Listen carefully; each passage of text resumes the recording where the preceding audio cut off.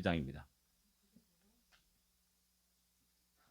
창세기 42장 1절부터 12절까지만 교독하겠습니다.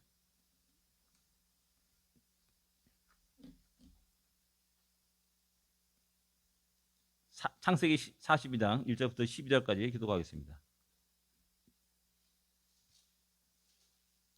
1절 읽겠습니다. 그때 야곱이 애굽에 곡식이 있음을 보고 아들들에게 이르되 너희는 어찌하여 서로 바라보고만 있느냐?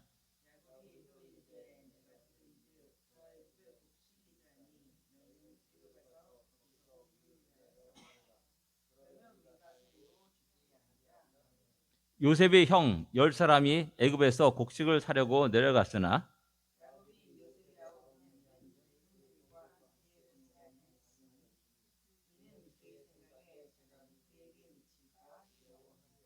이스라엘 아들들이 양식 사러 간 자 중에 있으니 가나안 땅에 기근이 있음이라.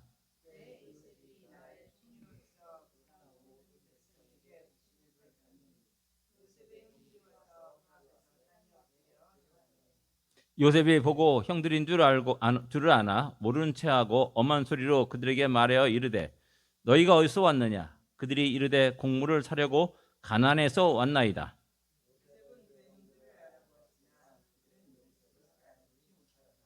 요셉이 그들에게 대하여 꾼 꿈을 생각하고 그들에게 이르되 너희는 정탐꾼이라 이 나라의 틈을 엿보라고 왔느니라.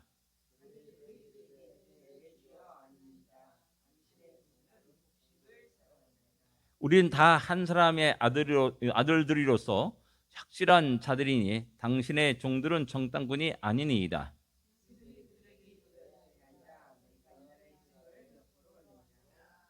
아멘. 예, 창세기 42장, 43장, 44장, 45장까지, 예, 길게 이렇게 쭉 가게 됩니다.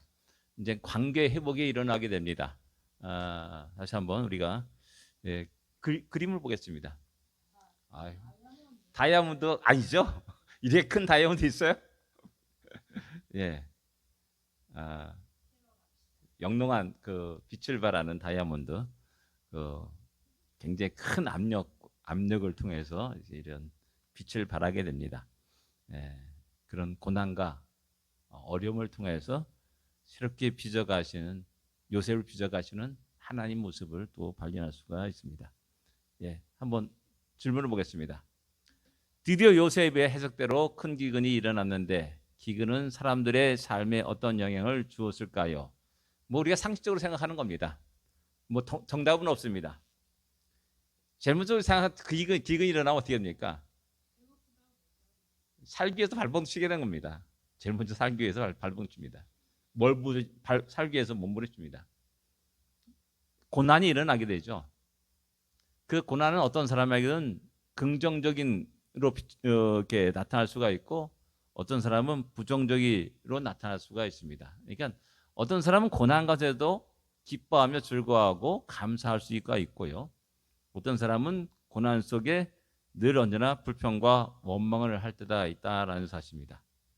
그러나 분명하게 우리 믿는 사람이라는 그 고난은 어쩌면 하나님이 우리에게 주시는 또 어떤 사인일 수가 있고 또 말씀이라 할 수가 있습니다.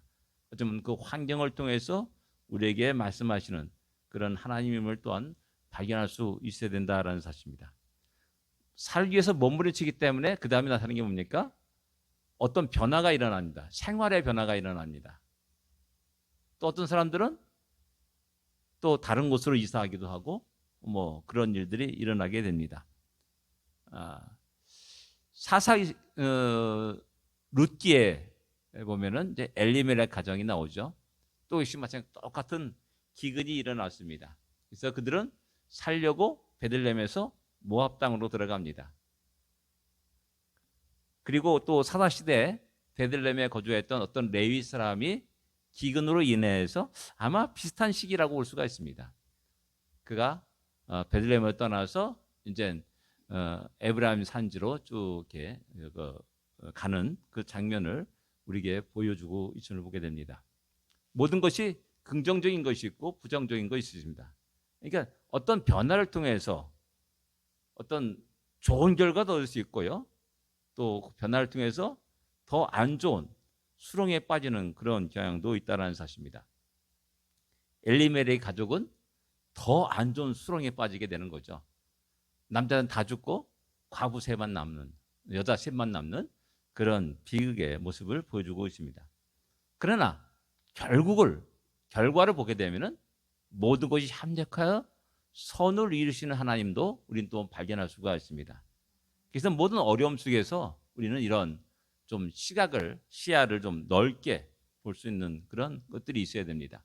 어려울 때일수록 이게 자꾸 우리 시야가 좁아질 때가 많이 있습니다. 그러니까 그 하나만 보고 자꾸 거기 집착하고 하는 그런 경향을 보는데 좀 한번 좀 이게 눈을 들어서 하나님의 계획이 무엇인가, 하나님의 뜻이 무엇인가, 하나님의 일을 통해서 우리에게 말씀하신 것이 무엇인가 한번 돌아볼 수 있어야 된다는 사실입니다. 그 다음에 우리가 이걸 통해서 가문을 통해서 야곱 가족이 드디어 이제 애굽으로 내려가는 어떤 큰 변화가 일어나게 됩니다. 야곱의 할아버지 아브라함에게 약속하신 말씀이 그대로 이루어지게 되는 것들을 보게 됩니다. 그러니까 이런 환경을 통해서 어떻게 보면 그 말씀이 성취되어 나가는 것들도 우리는 확인할 수가 있습니다. 그 다음에 또 역시 기근을 통해서 요셉은 형제들과 대면하게 됩니다. 또 기근을 통해서 요셉이 예전에 꾸었던 꿈들을 다시 기억하게 됩니다. 형제들 자기 앞에 무릎 꿇고 하는 그런 모습들을 보면서 그 꿈이 이루어졌구나. 참 오랜 시간이지 않습니까? 17살에 노예를 팔려가가지고 30살에 총리로 등극하게 되고 또 지금 만나는 이 순간은 39살 때입니다. 그게 몇 년입니까? 22년 만에 형제들을 대하면서 그 꿈이 이루어지는 장면을 목격하게 되는 겁니다. 22년입니다. 짧은 세월은 아니죠. 그 산천이 2번 바뀌는 그런 긴 시간 속에서 하나님의 말씀은, 약속은 반드시 이루어지고야 만다는 사실을 우리에게 보여주고 있습니다. 그 다음에 우리가 생각하는 것은 서로 알지 못하나, 만났는데 서로 알지 못합니다. 어떻게 이런 일이 일어날 수 있을까? 네? 만났어요? 그래도 17살까지 같이 살았잖아요. 그런데 서로 전혀 알지를 못했어요. 상상도 할 수 없었던 거죠. 왜 그렇습니까? 형제들은 다 죽었다고 생각했어요. 죽은 자가 어떻게 살아나서 내 앞에 나타난다는 것은 도저히 상상할 수 없었던 일이라는 겁니다. 그 사람이 어떻게 요셉하고 닮았는데? 뭐 어떻게 그렇게 생각할 수 있겠죠. 그러나 그 사람이 요셉이라고는 전혀 생각하지 못한다라는 사실입니다. 하나님은 이런 속에서 당신의 뜻들을, 말씀들을 이뤄 가시는 것들을 보게 됩니다. 그 다음에 기근은 어떤 상황을 의미합니까? 이 기근은 작은 지역의 그 기근이 아닙니다. 광범위한 지역의 기근입니다. 나일강이 범람으로 인해서 농사를 짓기 때문에 이 기근은 저 이디오피아, 지금 이디오피아죠? 잠깐만 헷갈리네. 저기 그 고원에서부터 청나일강, 백나일강이 합류돼 가지고 내려오는데 거기부터 엄청난 가뭄이라서 그 물이 안 흘러나가는 거죠. 그래가지고 결국 나일강 계곡에 그 농사를 짓지 못하는 그런 일이 일어나게 된다라는 사실입니다. 이 나일강이 참 엄청난 옥토입니다. 지금은 이제 애수안 댐이라는 큰 댐이 있어가지고 이제 상류에서 흘러내려오는 그 비옥한 그 화산토 같은 것들이 이제 하류로 내려가지 못하기 때문에 그렇게 크게 이제 농사가 잘 안 된다고 그래요. 근데 예전에는 저는 한강 옆에서 살았기 때문에 홍수가 나면은 그 한강의 고수부지가 전부 다 물에 쫙 잠깁니다. 그리고 물이 쫙 빠지잖아요. 그러면 거기에 그 진흙 같은 게 이렇게 쌓입니다. 엄청난 쌓입니다. 그런 게 이제 그 농사 짓는 데서는 엄청난 그 비옥한 땅이 되는 거죠. 그래서 이 나일강에서 이렇게 그 밀과 그런 보리들을 수확하면서 지중해 연안에 거의 많은 사람들을 먹여 살릴 수 있다라고 이게 이야기합니다. 예. 기근이 들었다는 것은 작은 지역의 기근이 아니라 전 지역, 아프리카, 가나안 땅 뭐 전 지역에 기근이었다는 것을 의미하는 겁니다. 세계 최대국의 기근은 여러 지방에 큰 경제적인 영향을 끼치게 된다라는 것이죠. 우리가 잘 알다시피 2007년인가 리먼 브러더스 사태 땅 미국에서 터졌지 않습니까? 전 세계에 파급되면서 경제 공황이 일어나게 됐습니다. 미국의 일입니다. 근데 이게 미국의 혼자 일이 아니라는 거죠. 다 연결돼 가지고 그 영향을 받는 나라들이 엄청나게 많다라는 겁니다. 마찬가지로 애굽에서의 이 기근은 애굽의 사건만이 아니라 그 일대 모든 자들의 큰 고통이 되었고 큰 어려움이 되었다라는 사실입니다. 예. 두 번째 보겠습니다. 요셉은 형제들을 만났을 때 그들을 정탐으로 누명을 씌웁니다. 그때 형제들이 제일 먼저 기억한 것은 무엇입니까? 20절, 21절에 보기에는 무엇을 말합니까? 정탐으로 이제 누명을 씌웁니다. 예. 제일 먼저 그들이 기억한 것은 뭐냐면 아우일, 누굽니까? 요셉의 일을 기억하였다라는 겁니다. 어려울 때, 힘든 일 때 제일 먼저 우리가 툭 떠오르는 어떤 생각이 있고 어떤 사건들이 있을 줄 압니다. 그럴 때 그것이 어쩌면은 그냥 우연한 것이 아니라 성령 하나님께서 우리에게 가르쳐 주시는 말씀이라 할 수가 있습니다. 그러니까 허구많은 많은 일 가운데 왜 그 사건이 툭 떠오르냐는 거죠. 어떻게 보면 그 사건은 형제들에게도 영원히 지울 수 없는 조마조마한 사건.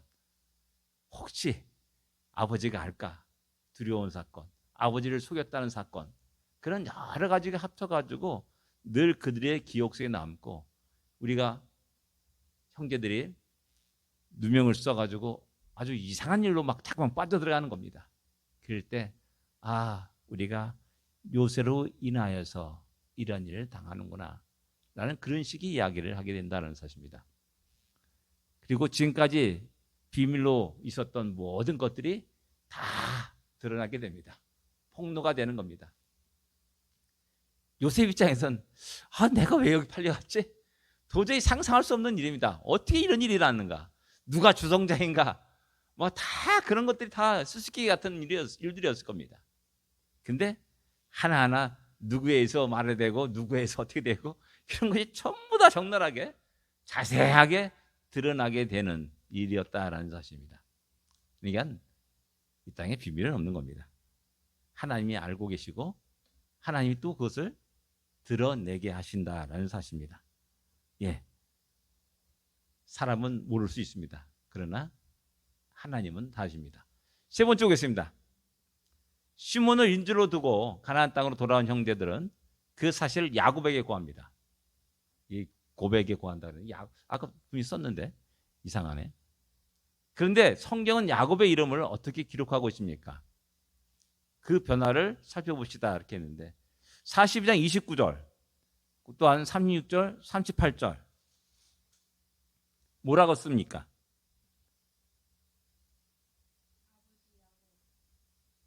야곱이라 씁니다. 야곱. 42장은 대체로 야곱이라고 씁니다. 한 번 딱 다릅니다. 5절에 보면 이스라엘의 아들들이 하면서 그 외에는 다 야곱으로 씁니다. 근데 43장에 넘어가면은 어떻게 씁니까?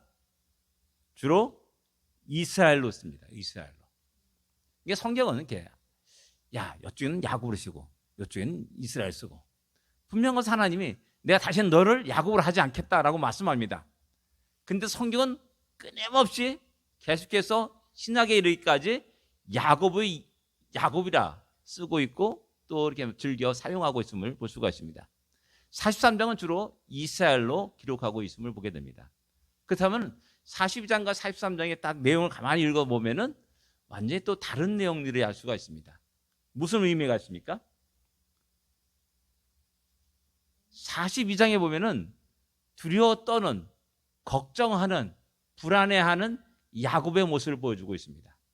그래서 성경에서 야곱이라는 이름이 나올 때마다 인간 연약한 야곱, 꽤 많은 야곱, 자기 의지로 살아가려고 발부둥치고 몸부림치는 야곱, 피곤해 지친 야곱, 쓰러진 야곱, 그런 것들을 상상하면 거의 맞습니다.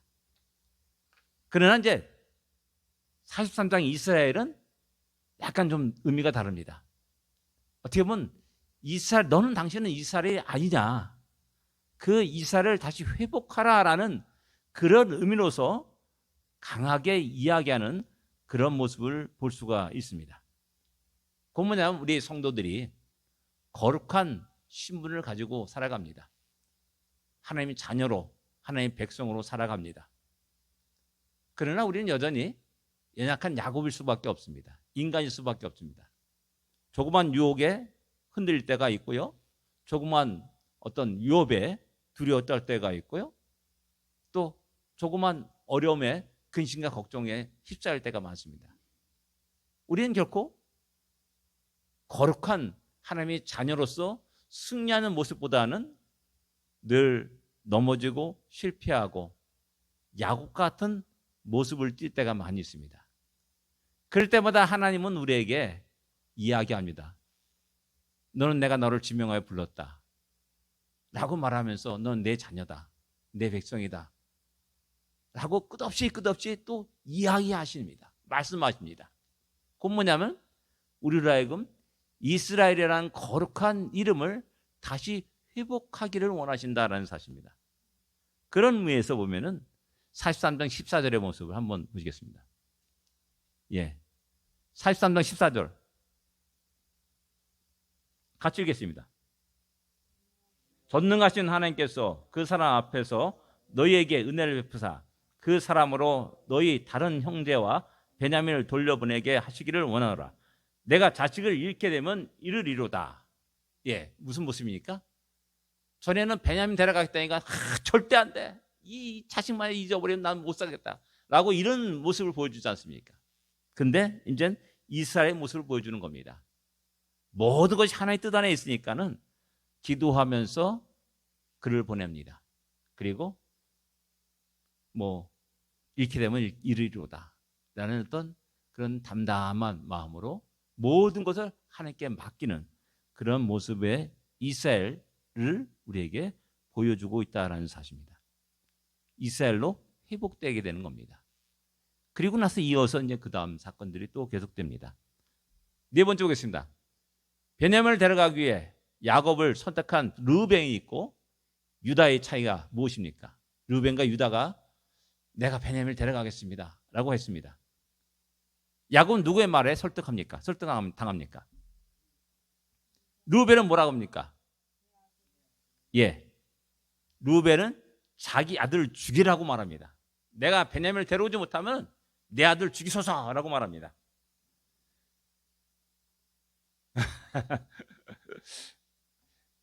어느 누구도 하물며 자식이 할지라도 그 자식의 생명 그런 모든 것들이 내 권한에 있지 않다는 사실을 우리 깨달아야 됩니다.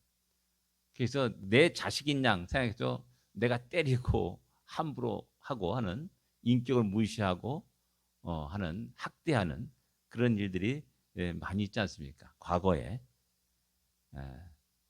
근데 루벤은 자기 아들을 두고 이렇게 맹세하고 내가 베냐민을 데려가겠습니다 라고 이야기를 합니다. 유다는 뭐 어떻게 말합니까? 유다는 모든 죄를 내게 돌리소서, 자기가 다 짊어지는 모습을 보여주고 있습니다. 이런 유다의 말에 이제 야곱은 설득당하게 됩니다. 어쩌면 야곱은 유다에 대해서 상당히 좋게 긍정적으로 좀 기대를 하면서 봤을 거라는 겁니다. 왜 그렇습니까? 루벤은 어떻습니까? 자기 아내 첩을 통관하는 그런 엄청난 죄를 범하게 됩니다. 그리고 둘째, 셋째 시몬과 레이는 어떻습니까? 세겜성 사람들을 전부 다 학살하는 그런 엄청난 포악한 모습을 보여주고 있습니다. 그 사건은 야곱에게 있어서 잊지 못하는 사건이 되어서 나중에 12아들을 축복할 때 그 사건을 이야기합니다. 그래서 시몬과 레이는 흩어지리라라고 이렇게 이야기하고 말씀하죠. 그만큼 이 시몬과 레이가 저지른 그 일은 야곱은 너무 큰 위기로 빠지게 해갖고 몰고 갔다는 사실입니다. 근데 이제 그 다음에 장자라고 해서 그 다음에 다 제하고 나니까 장자가 유다가 나오는 겁니다. 뭔가 막 듬직한 모습. 그리고 여기서도 역시 마찬가지로 모든 것을 자기가 짊어지고 책임감 있게 나가는 그런 모습을 보여주고 있고, 나중에 또 역시 마찬가지로 요셉 앞에서 나가서 이야기하는 사람이 유다였음을 우리는 알 수가 있습니다. 그런 모든 것을 보면서 자연스럽게 모든 그 중심들이 이제 유다로 이게 중심되어서 나가는 것들을 보게 됩니다. 예, 지금까지 쭉 얘기했습니다. 다섯 번째 보겠습니다. 베냐민과 형제들을 다시 만난 다음에 요셉은 어떤 계획을 꾸밉니까? 44장입니다. 44장 1절부터 6절까지 보면 어떤 계획을 꾸밉니까?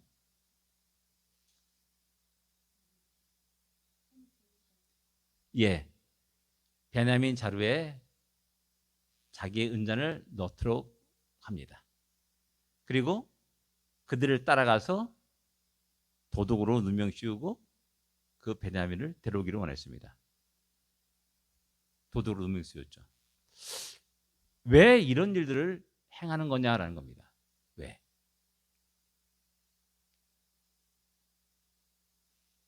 왜 그럴까요? 그냥 한번 상상의 나래를 펴보는 겁니다.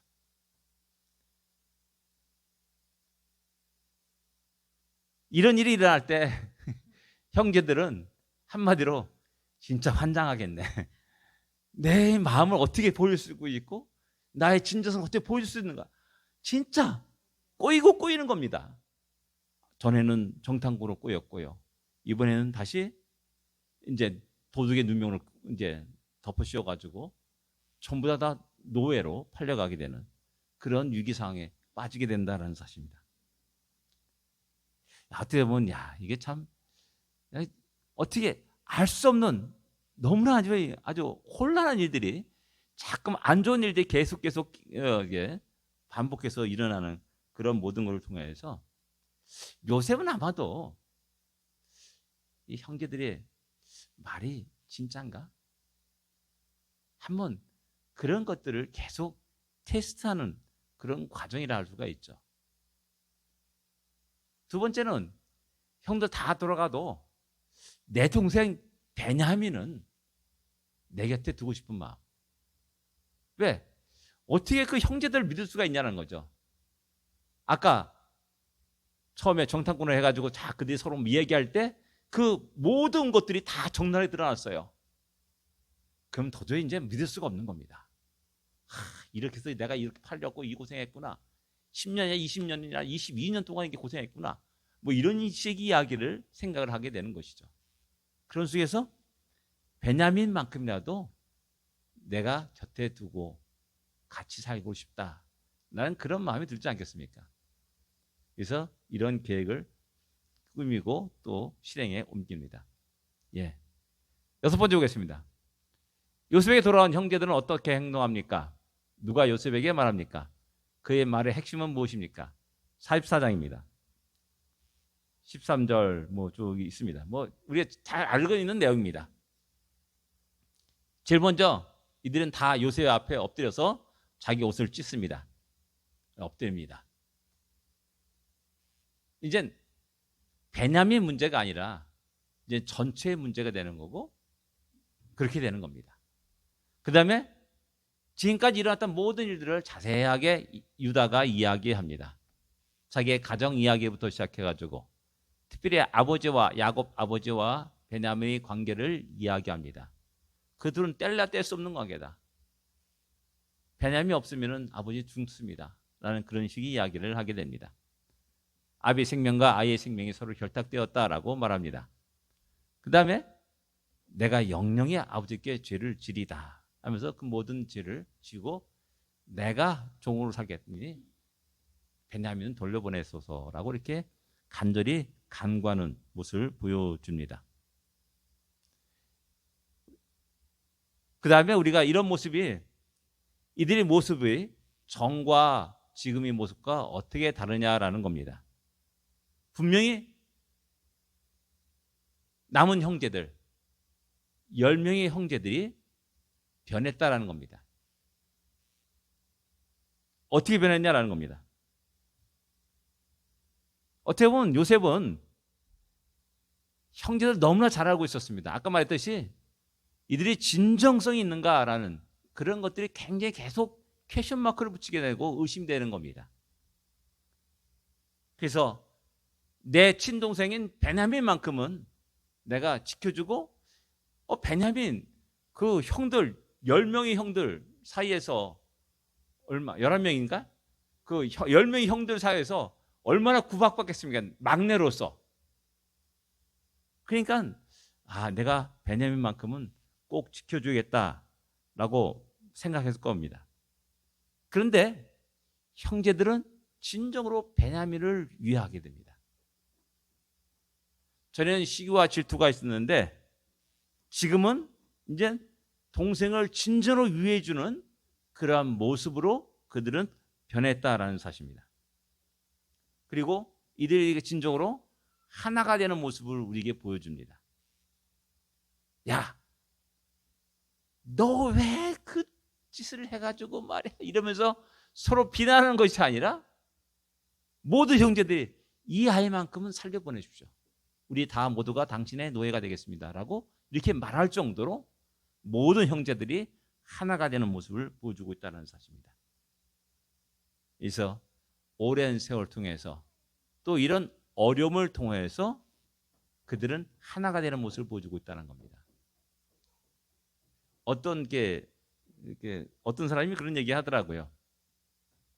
이 팔레스타인 이 사람들이 참 멍청한 짓을 많이 한다 그러더라고요. 가만 놔두면은 이스라엘은 자기가 스스로 분열하는 나라래요. 성경 역사를 보세요. 끝없이 분열하고 싸우잖아요. 가만히 놔두면은 자기들끼리 분열하고 싸워서 멸망하는 나라가 이스라엘의 역사였습니다. 근데 전쟁을 하는 겁니다. 그러면 똘똘똘 뭉치는 겁니다. 죽게 하면 까무치로 뭉쳐가지고 싸운다는 거죠. 이 팔레스타인이나 아랍 그 국가들이 이 멍청하다는 겁니다. 그런 의미에서.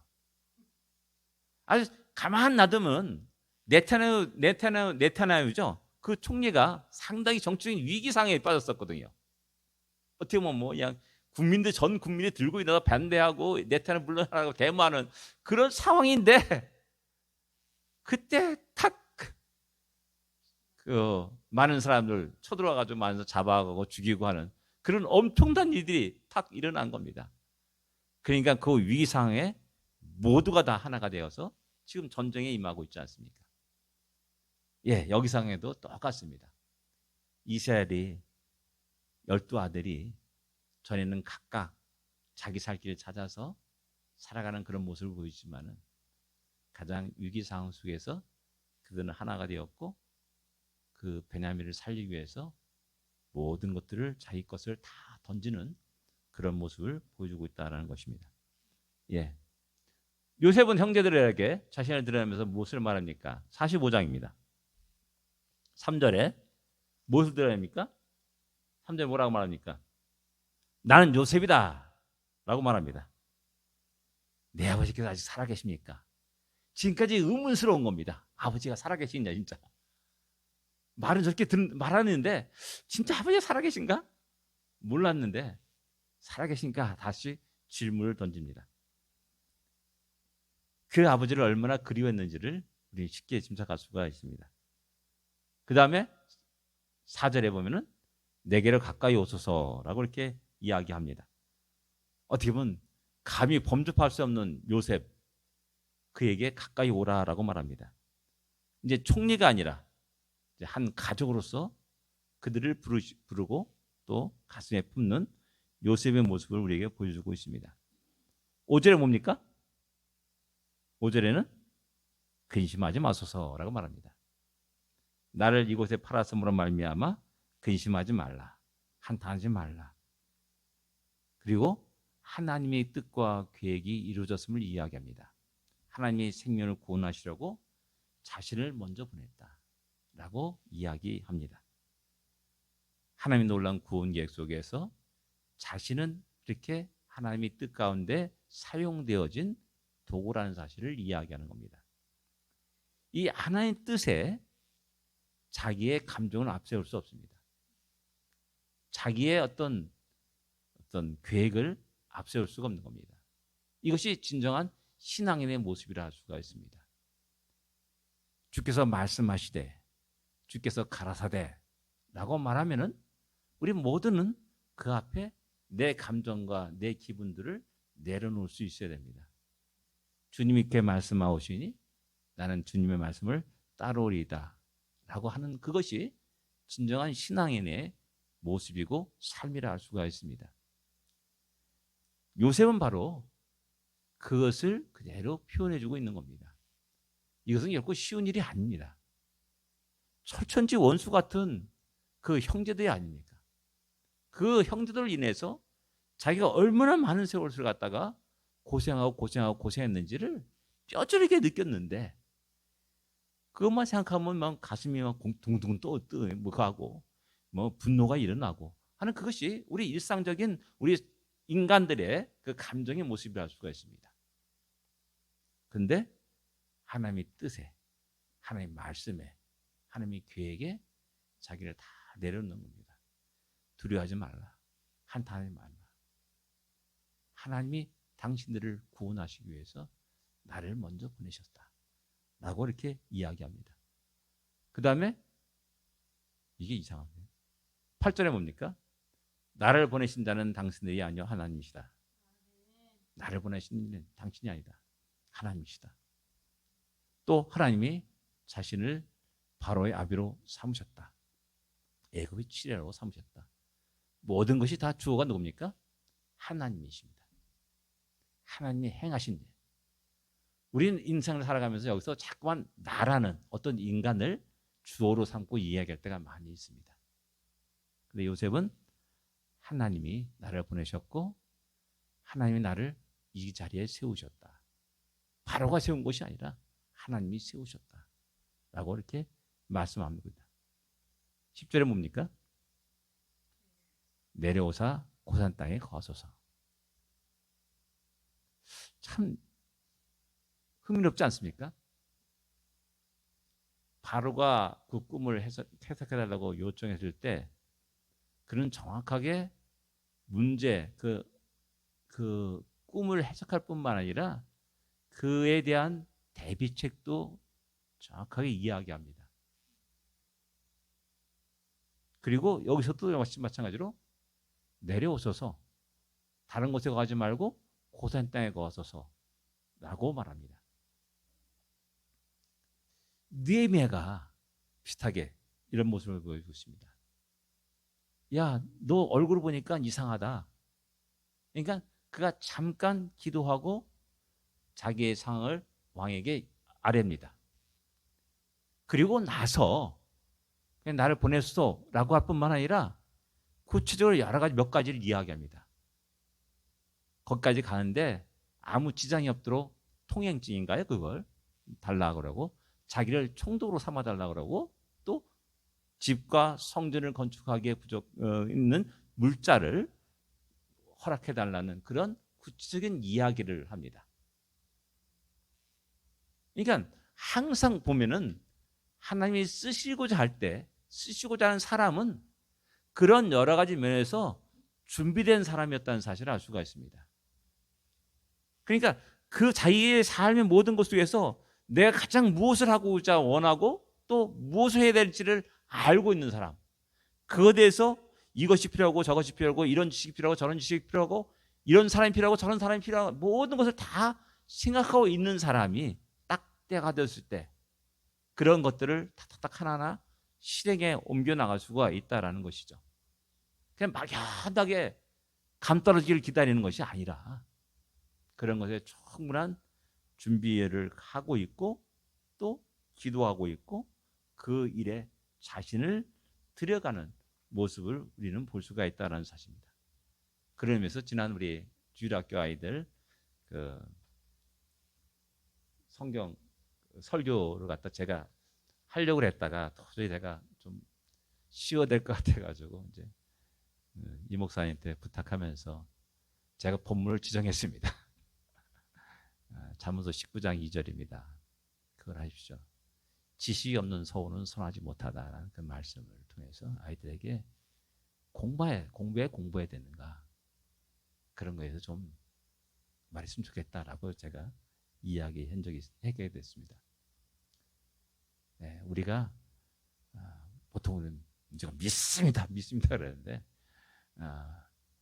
좀 더 현실적인 면에서 그런 우리들이 모든 환경들이나 모든 지식이나 모든 것들이 거기에 대한 잘 준비된 자가 되어야 된다는 사실을 우리 또한 기억할 필요가 있습니다. 한번 생각해 봅시다. 우리 변화를 요구하는 주위의 환경은 어떻게 생각하며 응합니까? 예, 가뭄이 닥쳤습니다. 이스라엘 가족이 그를 통해서 애굽으로 이주하게 됩니다. 하나님의 뜻이 이루어지게 되는 겁니다. 우리는 우리의 어떤 삶의 변화를 요구하시는 하나님의 어떤 급격한 변화 그런 것들이 있을 줄 압니다. 그것에 어떻게 생각하고 대응하냐라는 겁니다. 평면적이 아니라 좀 입체적으로 이제 하나의 뜻에 좀 고려하면서 생각하면서 살아가는 우리가 되어야 될 줄 압니다. 억울한 일을 당했을 때 가장 먼저 생각나는 것은 무엇입니까? 예. 이상한 일이 막 꼬여요. 막 꼬일 때 우리가 이것이다 라고 생각되는 것에 대해서 하나님 앞에 가지고 나가야 됩니다. 진정 하나가 되기 위해서 내가 할 일은 무엇입니까? 형제들이 하나가 되었습니다. 그것과서 생각해 보시기 바랍니다.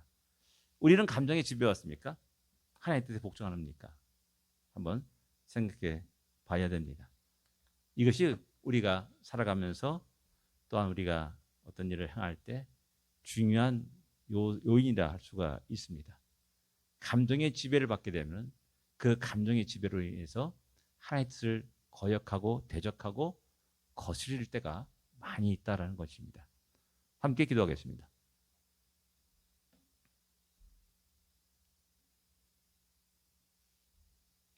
하나님 아버지 은혜를 감사합니다. 한 인생들을 바라보면서 한 가족의 역사를 바라보면서 하나님이 그들을 어떻게 사용하시는지 그들을 통해서 하나님의 뜻이 어떻게 이루어가지는지를 우리는 다시 한번 깨닫게 됩니다. 늘 언제나 우리의 삶 속에 일어난 여러 가지 사건들과 일들을 그냥 단순하게 보지 않고 하나님이 계획과 뜻 가운데 그런 일들이 일어나고 있음을 다시 한번 기억할 수 있도록 인도하시고 그 속에서 내가 해야 될 일이 무엇이며 내가 버려야 할 것이 무엇이며 내가 회개할 것이 무엇인지를 바로 알 수 있는 우리가 되게 하여 주시옵소서. 그리고 또한 우리의 삶 속에 지금까지 우리에게 많은 상처를 줬던 수많은 사건들과 사람들이 있을 줄 압니다. 하나님, 그 감정에 지배받지 않도록 인도하여 주십시고 요셉이 모든 것을 하나님이 행하신 일이었다는 사실을 고백하듯이 하나님이 우리를 통해서 우리를 빚어가시고 우리를 통해서 일하시기를 원하시고 우리를 준비시켜 나가는 그 과정이라는 사실을 깨달아 알고 우리가 온전히 하나님께 감사와 찬양과 영광을 드릴 수 있도록 인도하여 주십시오. 우리의 삶의 참으로 하나님의 기쁨이 되고 하나님의 영광이 되게 하여 주십시오. 우리의 생각과 우리의 언행의 모든 것들이 그렇게 하나님의 뜻을 이루어가는 것이 되게 하여 주십시오. 예수님으로 간절히 기도드립니다. 아멘. 하늘에 계신 우리 아버지여, 이름이 거룩히 여김을 받으시오며 나라의 마옵시며 뜻이 하늘에서 이루어진 것 같이 땅에서도 이루어지리이다. 오늘날 우리에게 일용할 양식을 주옵시고 우리가 우리에게 죄진 자를 사하여 준 것 같이 우리 죄를 사하여 줍시고 우리를 시험에 들지 말게 하옵시며 다만 악에서 구하옵소서. 되게 나라와 권세와 영광이 아버지께 영원히 있사옵나이다. 아멘.